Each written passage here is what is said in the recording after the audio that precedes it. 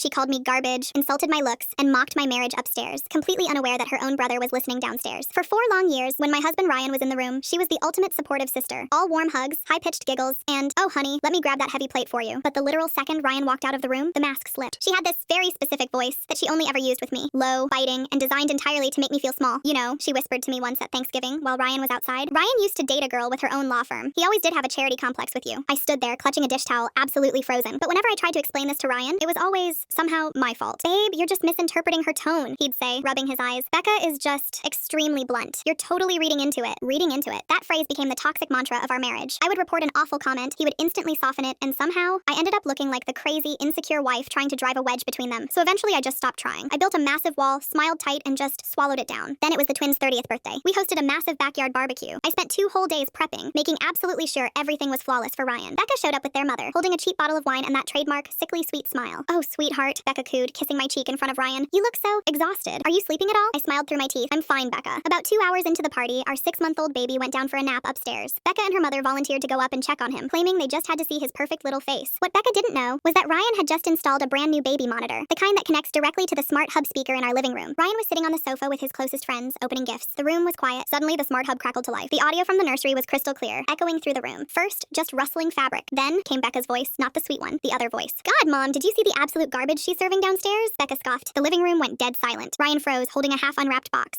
Becca continued, her voice dripping with pure venom. "Ryan is settling so hard it's pathetic. Her house looks like a thrift store, and frankly, I'm just praying the poor baby doesn't inherit her flat nose." Ryan's face completely dropped. The color violently drained from his cheeks. He looked at the glowing speaker, and then he looked at me, frozen in the kitchen archway. I didn't say a single word. Upstairs, their mother chuckled softly. "Oh, Becca, be nice." "But yes, she is terribly plain, isn't she?" Ryan stood up. He didn't yell. He just walked slowly over to the smart hub, pressed the 2-way intercom button, and leaned in dangerously close. "Hey, Becca," Ryan said. His voice was eerily calm. "The monitor in the living room is on." There was a sharp, panicked gasp over the speaker. Then, absolute, suffocating silence. Less than 60 seconds later, Becca and her mother scurried down the stairs like rats. Becca's face was beet red, her eyes darting frantically. "Ryan, oh my gosh," she stammered. It was a stupid inside joke." "Grab your things," he interrupted. "Ryan, come on, she's just being sensitive again," Becca pleaded, instinctively throwing me under the bus one last time. Ryan locked his jaw. I said, "Get out of my house, both of you." For the first time in 4 years, Becca looked genuinely terrified. She sprinted out the front door, her mom trailing right behind her. When the door clicked shut, the silence was incredibly heavy. Ryan walked over to me, looking like a man waking up from a 10-year coma. "4 years," he whispered, his voice cracking. Is that really how she talks to you? Every single time you leave the room?" I replied. He just pulled me in, burying his face deep in my shoulder. "I'm so sorry," he mumbled into my neck. "I am so sorry." I hugged him back, finally letting out a breath I felt like I had been holding for 48 months. Becca has texted him 22 times since Saturday. He hasn't answered a single one. Hi.